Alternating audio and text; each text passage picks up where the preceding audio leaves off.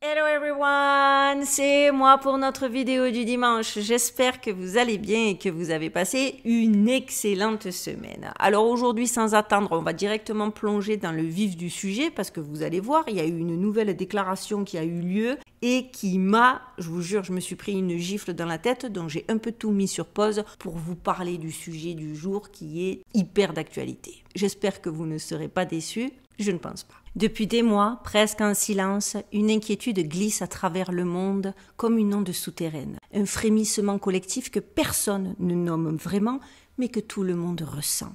Ce sentiment étrange que quelque chose, au-delà des discours politiques, au-delà des crises humanitaires, au-delà même du grondement de nos divisions, est en train de s'aligner dans l'ombre, et que nous approchons à nouveau d'un seuil, d'un point où l'humanité, par orgueil ou par aveuglement, rejoue exactement le même scénario que celui qui l'a fait entrer dans l'ère nucléaire. Nous voici, les amis, à une époque où les dirigeants des plus grandes puissances parlent du feu atomique avec une légèreté qui glace le sang, où les ministres brandissent la destruction totale comme un drapeau diplomatique, comme si les leçons du siècle précédent n'avaient jamais existé, comme si Hiroshima et Nagasaki étaient devenus des notes de page dans un manuel d'histoire que plus personne ne lit vraiment.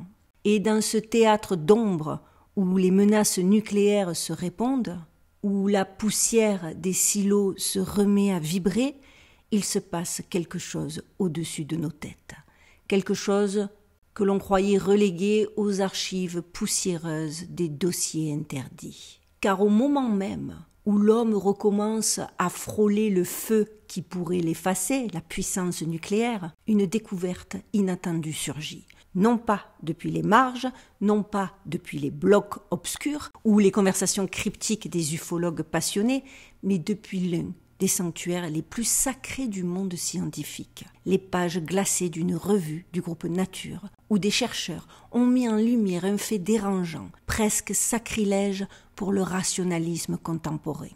À chaque fois que nous avons libéré l'énergie atomique dans l'atmosphère, quelque chose, les amis, nous a répondu depuis le ciel.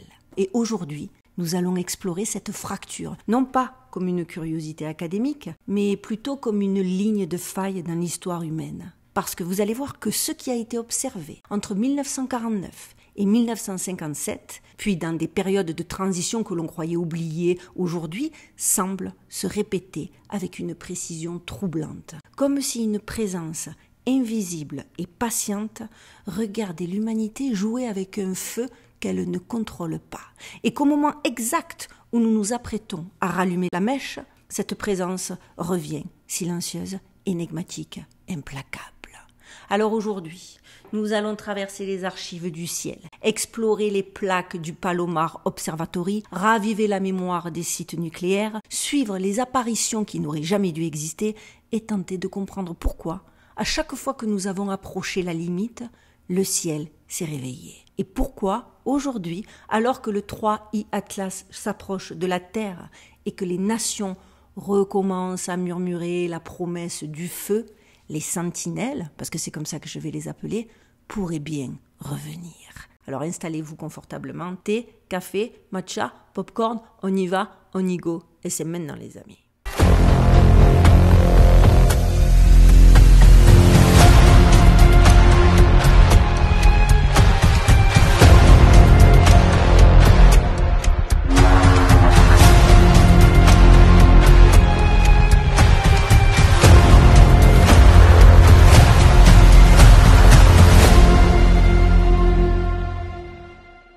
Et oui, depuis des décennies, l'humanité contemple les étoiles en cherchant des réponses, mais elle refuse encore de regarder le ciel dans le miroir qui lui tend. C'est une étrange ironie. À chaque fois, que nous avons voulu sonder l'infini, nous avons préféré y projeter nos rêves plutôt que nos fautes.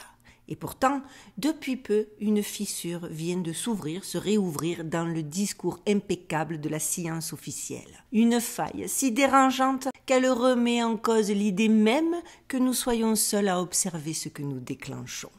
Dans la revue scientifique Reports, issue du groupe Nature, deux chercheurs, Béatrice Villalorel et Stéphane Bruel, ont publié une étude passée presque inaperçue du grand public, mais qui bouleverse tout. Ils ont repris les plaques photographiques du Palomar Observatory Sky Survey, ces archives du ciel captées entre 1949 et 1957, à une époque où aucun satellite humain ne flottait encore au-dessus de la Terre, et dans ces images qu'on croyait muettes, ils ont trouvé des présences, oui, des présences, des points lumineux apparaissant soudain, fixes, lisses, polis, réfléchissant la lumière comme des miroirs suspendus dans le vide, puis disparaissant sans laisser la moindre trace. Étrange, non? 100 000 anomalies ont répertoriées, 100 000 éclats silencieux, et dans leur répartition temporelle, un pattern, une asymétrie, une coïncidence trop parfaite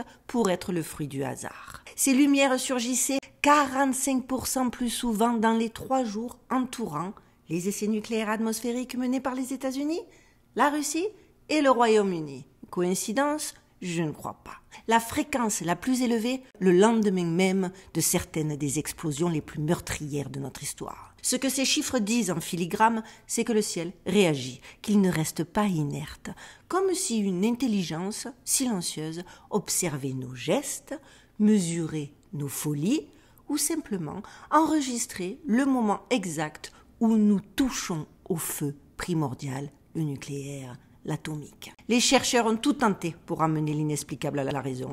Défaut d'émulsion, poussière cosmique, rayonnement, distorsion optique, erreur d'exposition, illusion statistique. Mais rien n'explique ces formes. Rien n'efface leur immobilité absolue sur des expositions de 50 minutes. Et puis soudain, en mars 1956, ils se sont rendus compte que les transiens ont disparu. Oui, effectivement, les chercheurs les ont appelés les sentinelles de prime abord et puis ensuite les transiens parce qu'ils apparaissaient soudain sur les plaques photographiques comme s'ils étaient simplement de passage.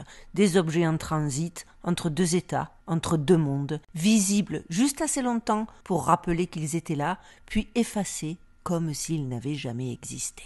Comme si les observateurs, après avoir vu ce qu'ils devaient voir, s'étaient retirés. Ce n'est pas une rumeur, ce n'est pas une hallucination collective, c'est une étude validée, publiée, vérifiée, et c'est peut-être la première fois qu'une revue scientifique ose admettre en filigrane que l'humanité n'est pas seule à réagir à ses propres gestes destructeurs. Dr Villalorel, dans un entretien à News Nation, dit ces mots étranges et presque candides. Je ne peux pas dire ce que c'est, mais je ne trouve aucune explication naturelle. Ces objets existaient bien avant Spoutnik. Rien d'humain ne volait encore là-haut à l'époque. Autrement dit, avant même que nous ne levions les yeux vers le ciel, quelque chose nous observait déjà. Et on en a la preuve via ces recherches. Et si ces lumières n'étaient pas des accidents d'exposition, mais des observateurs du feu, des témoins d'un cycle que nous croyons dirigé alors qu'en réalité, il nous dépasse depuis toujours. Cette question est on ne peut plus légitime. Le monde de 2025 est le reflet exact de celui de 1955, vous allez voir. Les mêmes discours de puissance, les mêmes ombres sur les visages des dirigeants, la même arrogance dans le langage des arsenaux. Les alliances changent, mais les menaces demeurent, comme si la mémoire de l'atome avait survécu dans la peur des hommes. Nous vivons à nouveau à l'heure où le feu se prépare. Vous le savez, la menace de guerre atomique, c'est tous les jours. Les grandes puissances parlent désormais du nucléaire comme d'un simple outil diplomatique. La Russie a quitté le traité d'interdiction des essais. Les États-Unis modernisent leur tête thermonucléaire et annoncent qu'ils vont reprendre les essais nucléaires. La Chine simule en silence des collisions d'énergie à l'échelle planétaire. Et la Corée du Nord promet des tests orbitaux. Les médias appellent cela le retour de la dissuasion. Mais ce qu'ils taisent, c'est que le ciel, lui, en même temps, recommence à se manifester. Il faut savoir que depuis 2023, les témoignages de pilotes civils et militaires, les enregistrements radars, les vidéos infrarouges et les données multispectrales se sont multipliés à une échelle jamais vue. Et le rapport AARO 2025 du Pentagone le confirme. Une hausse significative des UAP détectée à proximité des infrastructures nucléaires, des centrales, des dépôts, des missiles et des zones d'essai est significative. En Ukraine, plusieurs objets sphériques ont été signalés à proximité de Zaporizhzhia, la plus grande centrale nucléaire d'Europe, quelques jours avant des bombardements stratégiques. Les radars ukrainiens ont capté des signatures thermiques anormales, des sphères qui se maintiennent à altitude constante malgré des vents, des vitesses fixes et une absence totale de propulsion. En mer de Chine, des pilotes américains encore ont rapporté des formes métalliques stationnaires observées au-dessus des eaux contestées, précisément là où la marine chinoise testait de nouveaux missiles à portée nucléaire. Les objets apparaissent simultanément sur plusieurs instruments, puis disparaissent, sans trace radar, comme s'ils s'étaient fondus dans le vide. Et aux États-Unis, dans le Montana et le Wyoming, des anomalies électriques ont désactivé plusieurs silos stratégiques, comme au temps du Malmstrom incident de 1967. Mars 1967, dans le Montana, un objet rouge plane au-dessus d'une base nucléaire américaine. 10 missiles Minutemen se désactivent en même temps, sans panne, sans sabotage. Les systèmes ont cessé d'obéir comme neutralisés à distance. Le rapport de l'époque évoque des interférences d'origine inconnue. Rien, depuis, n'a été élucidé. Seulement une certitude, quelqu'un, ce jour-là, a montré qu'il pouvait éteindre notre feu. Parce que ce qu'on a appelé le Malmstrom incident n'est pas qu'un incident technique. C'est le moment où le feu nucléaire s'est tu, comme si une main invisible avait posé son doigt sur le cœur des missiles.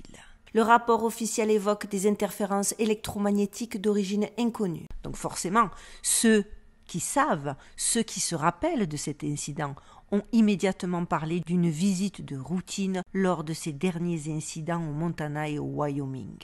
La même visite que celle d'autrefois. Chaque fois que l'humanité rejoue la menace du nucléaire, le ciel semble clairement répondre. Ce n'est pas une réaction immédiate, c'est un écho, un signal différé, comme une conscience qui nous regarde recommencer. Et si cette réapparition des UAP n'était pas un hasard, mais une réactivation du même protocole invisible qui s'était manifesté entre 1949 et 1956. Car dans l'histoire, il y a un silence étrange, une décennie effacée, un événement presque interdit, un souvenir soviétique dont il ne reste que des murmures.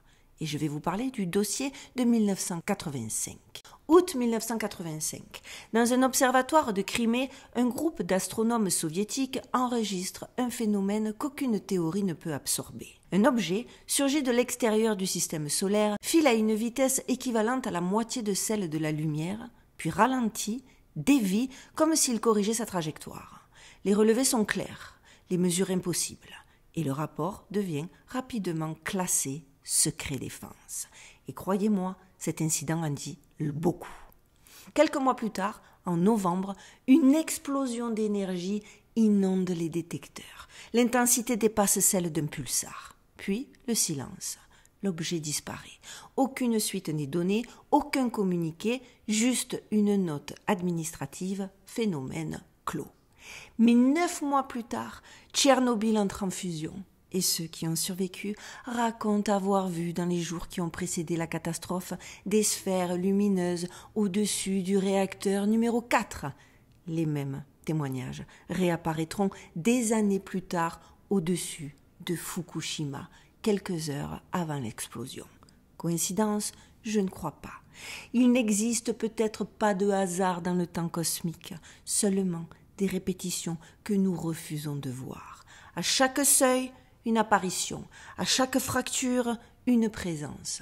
Peut-être que ces lumières ne viennent pas après nos fautes, mais avant, comme si elles tentaient de nous faire comprendre ou de nous prévenir. Et bien évidemment, fake, projet Bluebeam, et j'en passe et des meilleurs. Oui, parce que attention, quand je dis projet Bluebeam comme ça, justement, j'ai vu que sur certains sites de chercheurs de vérité, une idée revient avec insistance. Celle que le projet Bluebeam ne serait pas seulement une manipulation technologique, mais la réinterprétation moderne d'une ancienne prophétie. Dans la Bible, il est dit qu'à la fin des temps surgiront de faux prophètes capables de grands signes dans le ciel pour tromper même les élus. Et donc, les chercheurs de vérité avancent l'idée que, et si ces faux prophètes n'étaient pas des hommes, mais des apparitions orchestrées, des messagers holographiques projetés pour imiter les dieux, pendant qu'au même moment, d'autres présences, réelles cette fois, franchiraient le voile. Les uns viendraient pour séduire, les autres pour avertir. Et l'enjeu, ce ne serait pas de croire, mais de discerner entre les vrais voyageurs d'une autre planète et les faux organisé autour d'un projet Bluebeam. J'ai trouvé que c'était assez intéressant à creuser, by the way. Mais voilà qu'en 2025, comme si le ciel lui-même reprenait la parole, un nouvel astre traverse notre champ de vision. 3I Atlas, officiellement enregistré comme un objet interstellaire, étiqueté par la NASA du nom rassurant de comète, mais dont le comportement défie tout ce que la physique croit maîtriser. Depuis son entrée dans notre système, rien n'obéit à la logique. Il ne dégage pas de queue, comme normalement les comètes, ils ne font pas à l'approche du Soleil, il accélère soudain, puis ralentit, comme mu par une volonté propre. Sa poussée non gravitationnelle, confirmée par les instruments orbitaux, agit comme si quelque chose à l'intérieur, invisible et conscient, avait décidé de corriger sa route. Et le 29 octobre, à son périhélie, l'objet s'est illuminé d'un éclat 5 fois plus intense, virant au bleu électrique, une lumière froide, précise, presque artificielle, comme si un feu intérieur s'était soudain allumé. Non pas pour brûler par contre, mais pour se signaler. Ce bleu n'est pas celui du gaz chauffé, ni celui d'une réaction chimique. C'est un bleu d'intention, un feu qui ne détruit rien, mais qui observe, un regard interstellaire suspendu dans le vide. Les dernières images publiées par l'observatoire Air Naves en Espagne, croisées avec les analyses de Hubble, révèlent un noyau lisse, compact, sans la moindre trace de coma, sans poussière, sans débris. À une telle proximité du Soleil, une comète naturelle aurait dû s'éventrer, libérer des torrents de gaz et de glace, perdre une part de sa masse, hurler sa désintégration dans la lumière. Au lieu de cela, 3I Atlas est resté silencieux, immobile, réfléchissant le Soleil comme un miroir conscient, un objet qui refuse clairement de se révéler.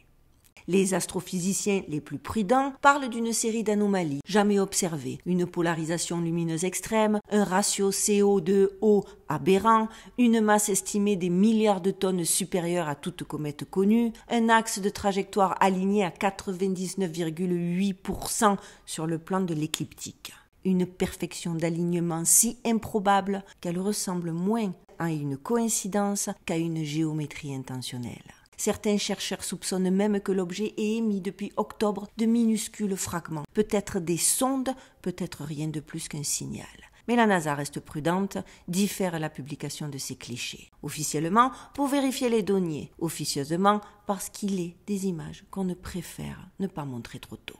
Et ce retard qui dure depuis bientôt 4 semaines n'est pas, les amis, anodin. Les photos iRISE de Mars Reconnaissance Orbiter, prises les 2-3 octobre lors du passage à 30 millions de kilomètres de Mars, offrent une résolution 3 fois supérieure à celle de Hubble. Un regard latéral précieux sur la géométrie de sa perte de masse et son éclat solaire. Avi Loeb, dans son podcast récent avec Joe Rogan, a dénoncé ce blackout. Il a dit « Pas de l'intelligence extraterrestre ce blackout, mais de la stupidité terrestre, liée au shutdown gouvernemental du 1er octobre. » Encore une fois, les coïncidences arrivent bien à propos. Les théoriciens du complot y voient un voile sur des preuves extraterrestres. Loeb, lui, plaide pour la science libre parce que le pauvre, il est tellement débiné de droite et de gauche qu'il est obligé un petit peu de freiner ses déclarations parce qu'il est en train d'être discrédité dans les règles de l'art par les aficionados du narratif officiel.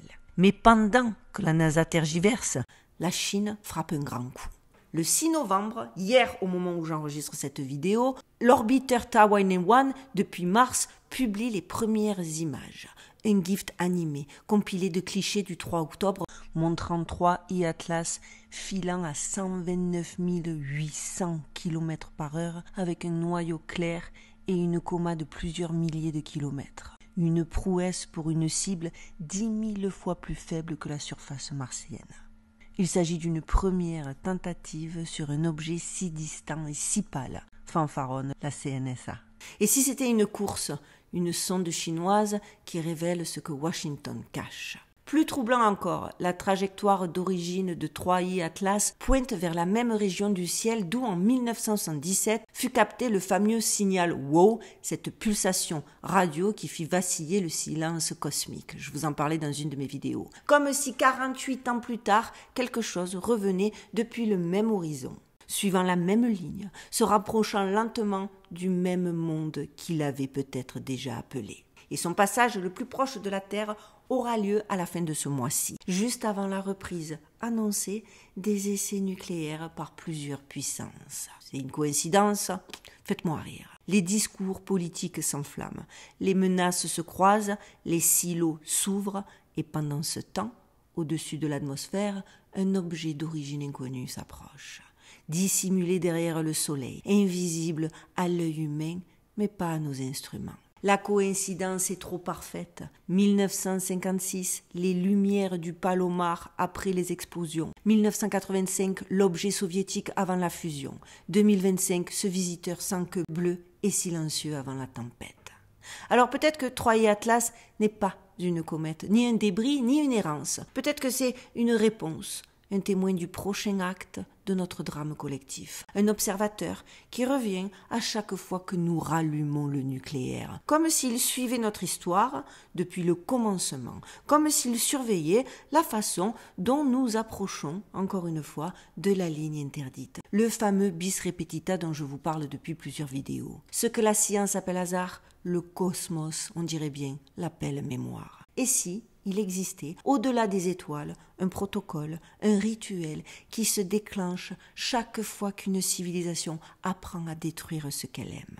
Peut-être que 3I Atlas n'est pas venu nous observer, mais nous juger, ou simplement nous rappeler que, dans le langage du ciel, la coïncidence n'existe pas et que nous sommes sur une pente très glissante.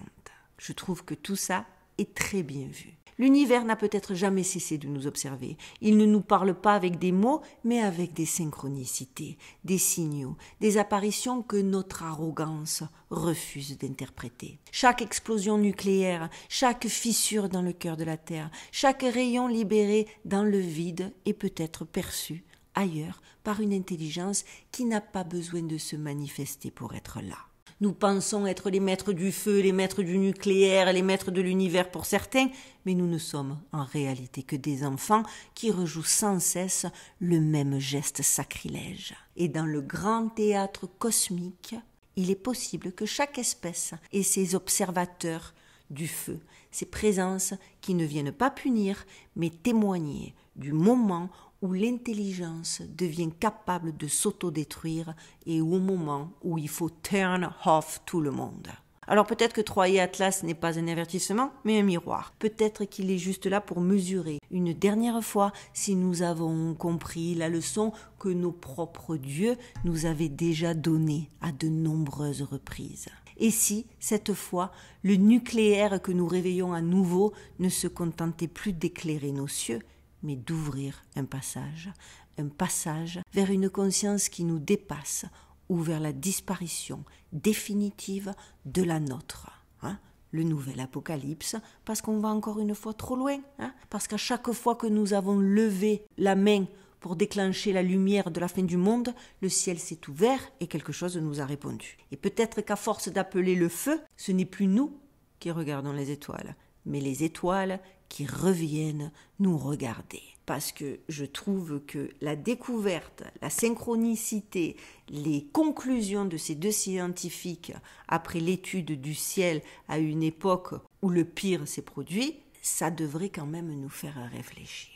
Mais j'ai aussi envie de me dire que cette fois-ci, c'est tellement flagrant et on a tellement des signaux d'alerte qui s'éclairent de partout dans le monde et tellement plus de conscience éveillée que je me dis que c'est peut-être cette fois-ci qu'on va enfin comprendre la leçon et qu'on va pouvoir passer au step supérieur. Je croise les doigts, mais je veux le croire, hein, parce que je le vois en commentaire, je le vois dans mon nombre d'abonnés qui grandit, je vois qu'il y a des gens qui cherchent à savoir, et que même si souvent les petits esprits tentent de boycotter l'éveil de certains, ou tentent de décrédibiliser les questionnements de d'autres, il se passe des choses, et des choses qui sont hyper positives, parce qu'il y a peut-être des choses qu'on n'avait pas compris à l'époque, qu'on est un peu plus en train d'appréhender dans une vraie logique et dans une vraie sérénité intellectuelle. Et ça les amis, c'est une très bonne nouvelle.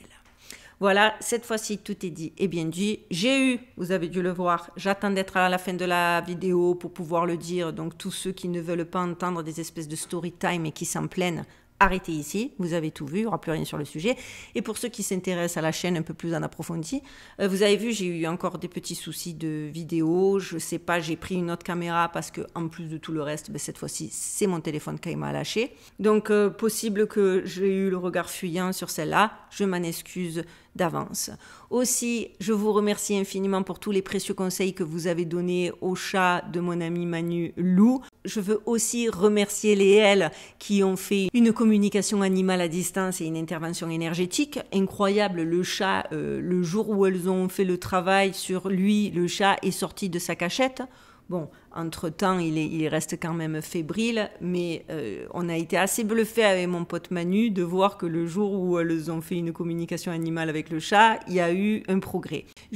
Pour tous ceux qui ont d'autres bons tips de cet acabit, je vous remets tous ces liens en barre de description de ma vidéo parce que vraiment, vous lui êtes d'une aide précieuse. Voilà, vous savez aussi que pour m'aider, parce qu'il y a plein de choses en ce moment qui changent sur YouTube, je ne sais pas non plus si vous l'avez remarqué, mais même moi je suis perdue dans mon propre YouTube, je ne comprends plus l'algorithme. Donc, plus que jamais, pour aider cette chaîne, le meilleur moyen, on like, on partage, on commente, on booste. Merci infiniment, vous faites déjà un travail de pro et je vous suis infiniment reconnaissante. Les petits nouveaux, abonnez-vous parce que vous le savez, plus on est nombreux, plus on est fort. Voilà, tout est dit et bien dit. En attendant de se retrouver pour nos dossiers du Mystère dit, je vous souhaite de passer une excellente fin de semaine. Prenez bien soin de vous, prenez bien soin de vos proches, gardez l'œil ouvert et surtout, stay safe les amis.